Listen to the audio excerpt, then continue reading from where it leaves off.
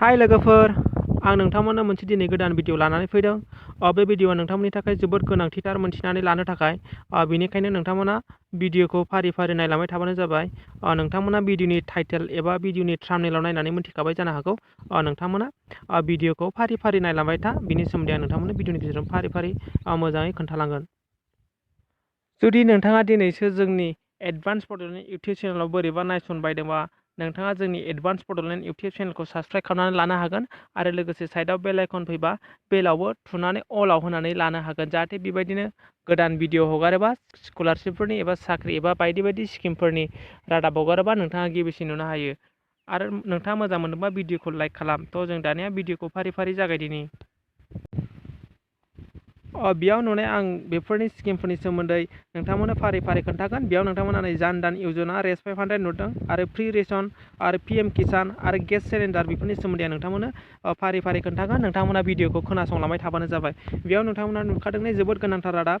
जाय बिथांमोनहा जाय आइजोफोरहा जान योजना एकाउन्टखौ खुलिदों, प्रधान मन्त्रि जान एकाउन्ट खुलिदों, बिथांमोननि थाखाय जोबोद गोजोनथाव खौरां।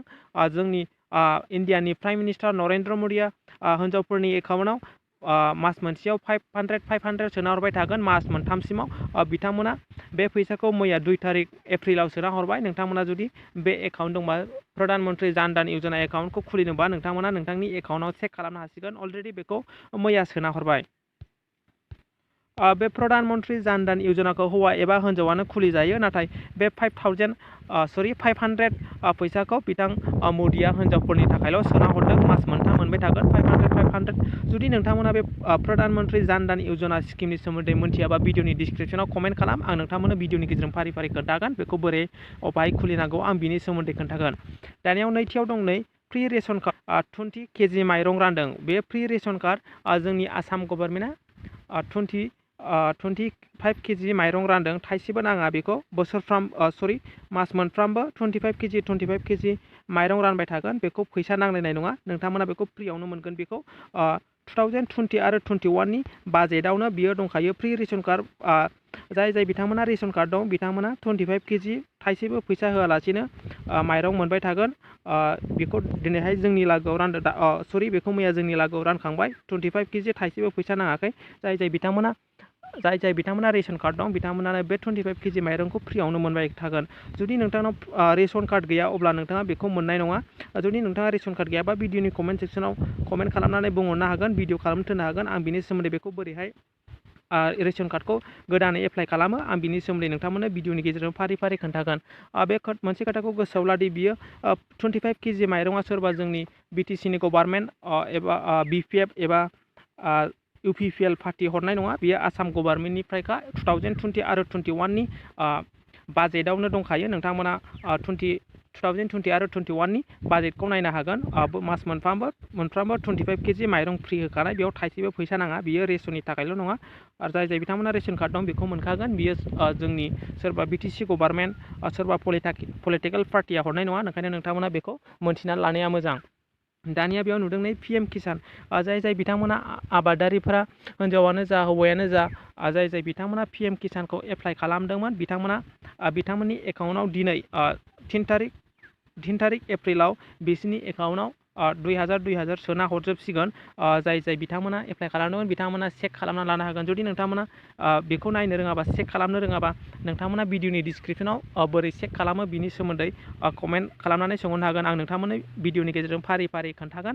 मानोना बेंकआव थांनानैबो नोंथांमोना दा चेक खालामनो जोबोद दिगदार। कर'ना बे थासारिखौ नायनानै नोंथांमोना खाथि थानो मोना। बिनि थाखायनो नोंथांमोना बेंकफ्राव चेक खालामालासिनो न'आव थानानैनो चेक खालामनो हागोन। नोंथांमोना बाहेरायाव ओंखारनाङा। बेनिखायनो नोंथांमोना आं भिडिअनि गेजेरजों नोंथांमोननो फारि फारि खोन्थागोन। जुदि नोंथांमोना नायनो रोङाबा।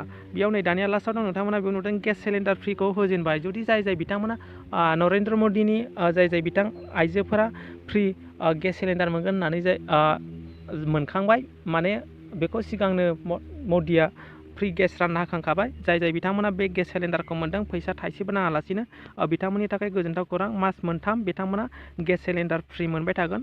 मास मोनसेयाव गंसे बे गेस सिलिन्डारखौ दिनैनिफ्राय जोंनि बङाइगाव डिस्ट्रिक्टआव रानफैजेनबाय। जाय बिथांमोना फ्रि बे मदिनि गेसखौ मोन्दों बिथांमोना बे गेसखौ लायनो हासिगोन बे लेखा मोननायजों लानानै आरो नोंथाङा मा मबाइल नाम्बारखौ होदोंमोन गासिबो डिटेल्सफोरखौ लांनानै नोंथाङा बबेनिफ्राय बे गेस सिलिन्डारखौ मोन्दोंमोन नोंथाङा बेयाव लायनो हासिगोन। दिनै जोंनिथिंजायनिया बयबो लायजोब्बाय नाथाय जोंहा लायाखै बेखौ जोंनिया गंनै दंखायो मोनसे मदिनि मोननाय आरो मोनसे न'आवनि निजा बायनाय बेनिखायनो थासारिखौ नायनानै खाथि भाइरासफोर फैनायलाय जोंनिया बेखौ लायासै थाखा फैसा गेस फ्रि मोननाया देरसिन नङा जुदि नोंथांमोननि थासारि एबा कन्डिसना नोंसिनि एरियायाव मोजांबा नोंथांमोना बे गेस सिलिन्डार फ्रिखौ नोंथांमोना लेखाखौ लानानै लायनो हागोन। जुदि नोंथांमोना नोंथांनि एरियाफ्राव थासारिया मोजां नङाबा नोंथाङा लायाबाबो साबसिन जागोन। बे गेस मोनसे फ्रिनि थाखाय नोंथाङा जाहाथे नोंथांनि न'खराव खैफोद फैया बेनि थाखायनो नोंथांमोना जुदि थासारिखौ नायनानै गेस फ्रिखौ लायनो हागोन। दानिया बायदि दं जाय बिथांमोना बैसोगोरा आरो रान्दि बिसोरनि थाखायबो मदि गभर्नमेन्टआ 1000 एकाउन्टआव सोना हरदों। बे स्किमनि सोमोन्दै मिथियाबा नोंथांमोनाबो बे स्किमखौ मा बुङो आं बेखौ भिडिअनि बेयाव स्लाइड होखागोन नोंथांमोना बेखौ नायनो हागोन। आरो जुदि नोंथांमोना माबाफोर बुजियाखैबा भिडिअनि कमेन्ट सेक्सनाव थांनानै कमेन्ट खालामना सोंहरनो हागोन आरो भिडिअखौ नोंथांमोना लाइक खालामनो हागोन आरो माबाफोर बुजियाखैबा नोंथांमोना टटेलि कमेन्ट खालामनानै सोंहरनो हागोन। आरो जुदि नोंथांमोना मोजां मोनाखैबा भिडिअखौ डिसलाइकबो खालामनो हागोन। दिनै भिडिअ' थेंक इउ।